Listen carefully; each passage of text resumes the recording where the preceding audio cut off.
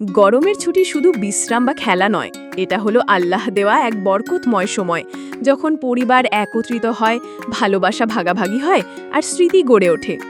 শহরের ব্যস্ততার মাঝে যখন ছুটির খবর এলো, ছোট্ট আদনান আর তার বোন সুমাইয়ার মনে জেগে উঠল আনন্দ। তারা ছুটে গেল গ্রামের উঠোনে, যেখানে নামাজ শেষে আড্ডা, দাদুর স্নেহ ভরা দোয়া, দাদির মিষ্টি গল্প আর প্রকৃতির সৌন্দর্য তাদের ঘিরে ধরল। জ্যোৎস্নার রাতে তারা জোনাকির আলো দেখে বিস্মিত হল। নদীর জলে তারা খুঁজে পেল প্রশান্তি, আর মেলায় তারা অনুভব করল গ্রামের প্রাণ চাঞ্চল্য। এই গল্প শুধু ছুটির নয়, এটা এক শিক্ষার গল্প, যেখানে আমরা শিখি আনন্দের মাঝেও নামাজ ভুলে যাওয়া যাবে না, আর আল্লাহর সৃষ্টি দেখলেই তার মহানতা স্মরণ করতে হবে। গরমের ছুটির ডাক আপনাকে ফিরিয়ে নিয়ে যাবে শৈশবের সেই পবিত্র দিনগুলায়, যেখানে পরিবার, ভালোবাসা আর ঈমান সব মিলিয়ে তৈরি হয় এক অমূল্য স্মৃতি। চলুন শুরু করি আদনান আর সুমাইয়ার সাথে সেই ছুটির যাত্রা। গরমের দুপুর, ক্লাসরুমের ভেতর বাতাস যেন ঘুমিয়ে আছে। সিলিং ফ্যানটা ঘুরছে টুংটাং শব্দ করে, কিন্তু তার বাতাসে কোনো স্বস্তি নেই।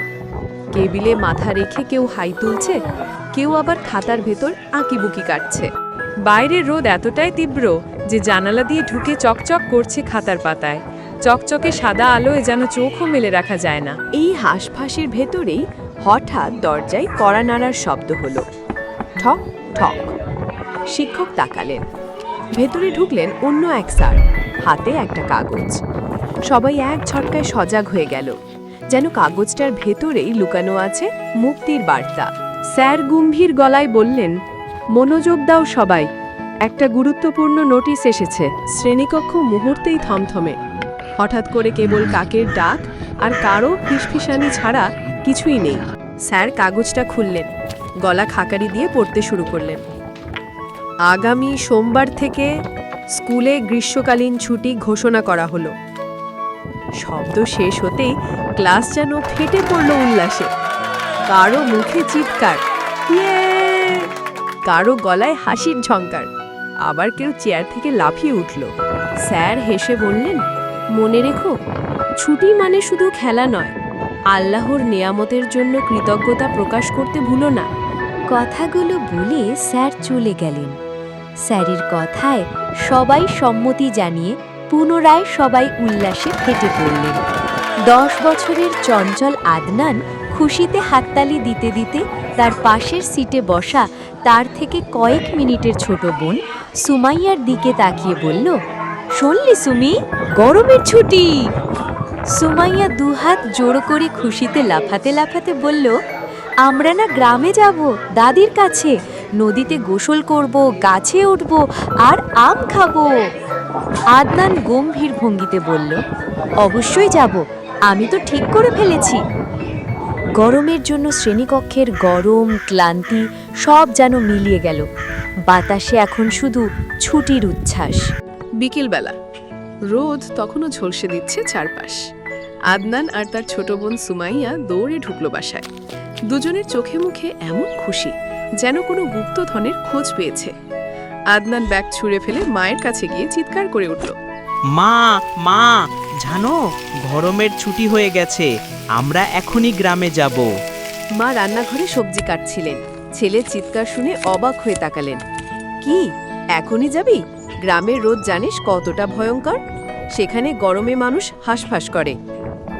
কথা শেষ হতেই সুমাইয়া ছুটে এসে মায়ের আঁচল ধরে ঝুলে পড়ল। মা, আমরা যাব না? আমি নদীতে গোসল করব, দাদির কাছ থেকে গল্প শুনব। আমাদের যেতে হবে মা, প্লিজ। বোনের সাথে আদনানও যোগ দিয়ে বলল, হ্যাঁ মা, অনেক দিন যাইনি। দাদির আম গাছে তো এখন পাকা আম ধরেছে, আমি গাছে উঠে আম খাবো। মা হেসে মাথা নেড়ে বললেন, তোদের চাই তো শুধু খাওয়া আর খেলা। তবুও মায়ের মুখে হাসি চাপা রইল না। ছেলে মেয়ের উচ্ছ্বাসে তিনিও যেন নিজের শৈশবে ফিরে গেলেন। আচ্ছা, তোদের বাবাকে ফোন করি, যদি ছুটি নিতে পারে অফিস থেকে তাহলে ভাবা যাবে। মা মোবাইল বের করে বাবাকে ফোন দিলেন। ওপাশ থেকে বাবার গলা ভেসে এলো, আসসালামু আলাইকুম, কি খবর? ওয়ালাইকুম সালাম। শুনো, বাচ্চারা গরমের ছুটি পেয়েছে, এদের তো একেবারে মরণ খুশি, বলছে গ্রামে যাবে। তুমি কি অফিস থেকে কয়েকদিনের ছুটি নিতে পারবে? উপাসে কিছুক্ষণ নীরবতা, তারপর বাবার উষ্ণ কণ্ঠ। সত্যি বলতে আমিও চাইছিলাম অনেকদিন। শহরের এই গরমে হাঁসফাঁস লাগে। গ্রামের খোলা হাওয়া, উঠোনে গল্প, এসব খুব মিস করি। আচ্ছা, আমি ছুটি নেব। বাবার কথা শেষ হতে না হতেই আদনান খুশিতে হাত উঁচু করে চিৎকার করে উঠল। ইয়ে, গ্রামে যাচ্ছি। সুমাইয়া খিলখিল করে হাসতে হাসতে মায়ের গলায় জড়িয়ে ধরল। মা, আমি দাদির কাছে শোবো, ঠিক না? মা আলতো করে মেয়ের মাথায় হাত রেখে বললেন, হ্যাঁ সোনারা, অবশ্যই। গরমের ছুটি এবার শুধু ছুটিই নয়, এটা হবে এক অন্যরকম আনন্দের যাত্রা। আজ না হয় এতটুকুই থাক। গল্পের পরবর্তী পর্ব পেতে সাবস্ক্রাইব করতে ভুলবেন না, আর অবশ্যই লাইক, কমেন্ট, শেয়ার করে আমার পাশে থাকবেন। আল্লাহ হাফেজ।